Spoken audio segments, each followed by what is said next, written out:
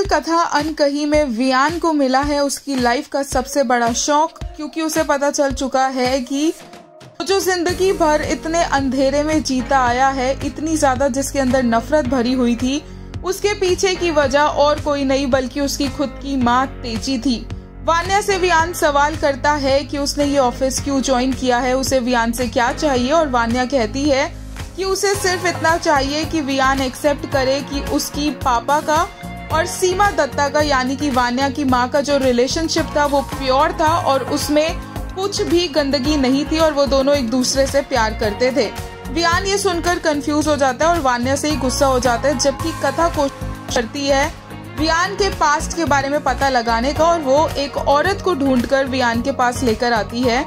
जो वियान को बताती है कि किस तरह से जब तेजी और उसके पापा की शादी हुई थी उस टाइम पर कुछ ही सालों के बाद उनकी शादी में बहुत सारी प्रॉब्लम्स आने लग गई थी और वियान के फादर यानी विराज रघुवंशी तेजी को डाइवोर्स देना चाहते थे, लेकिन तेजी ने उन्हें डाइवोर्स नहीं दिया। लेकिन फिर बाद में विराज रघुवंशी को सीमा दत्ता से प्यार हो गया। वो दोनों अपने रिश्ते को शादी का नाम देना चाहते थे, लेकिन तेजी ने विराज को डाइवोर्स देने से मना कर दिया और इसी वजह से ये सारी प्रॉब्लम्स हुई है। जब कथा एक औरत को लेकर आती है और वियान को ये सब बातें बताती है तो वो बहुत ज्यादा शॉक्ड रह जाता है। इन्हीं बातों के दौरान एक फ्लैशबैक दिखाया जाता है जहां पर वियान को नजर आता है कि किस तरह से